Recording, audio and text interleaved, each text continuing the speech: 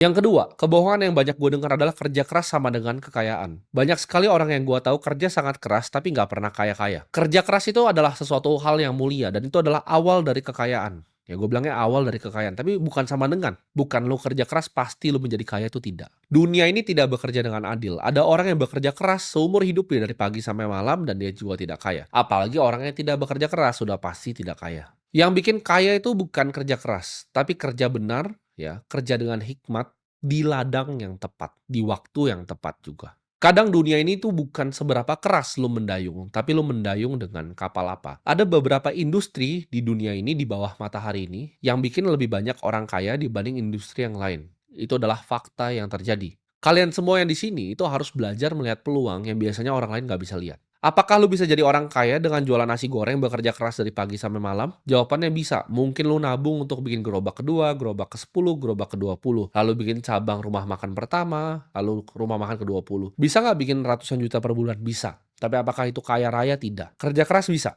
Ya, bawa lu sampai kaya, tapi untuk kaya raya tidak bisa. Dibutuhkan industri dan pilihan industri yang tepat. Apakah bisa kaya dengan lu membuat suatu software yang membantu customer service semua perusahaan di dunia dengan artificial intelligence supaya mereka bisa pangkas nih 100 customer service-nya diganti AI yang buatan lu, AI agent yang buatan lu, lalu bisa balas semua CS-nya. Contohnya perusahaan seperti Traveloka, CS-nya itu semua pakai perusahaan punya lu. Contohnya seperti perusahaan yang gua punya, semua CS-nya itu pakai software lu. Itu jauh akan lu lebih kaya dibanding lu jual nasi goreng sampai 20 cabang atau 30 cabang. Jadi jawabannya adalah pilihan industrinya. Ada industri seperti finance and investment yang bikin orang tuh banyak sekali yang kaya. Karena investasi itu adalah ujungnya. Banyak yang nanya kenapa gue adalah seorang investor. Awalnya memang gue pedagang dulu ya. Level 1 pedagang, level 2 itu pengusaha, level ketiga baru investor. Semua pengusaha paling kaya di dunia itu ujung-ujungnya jadi investor.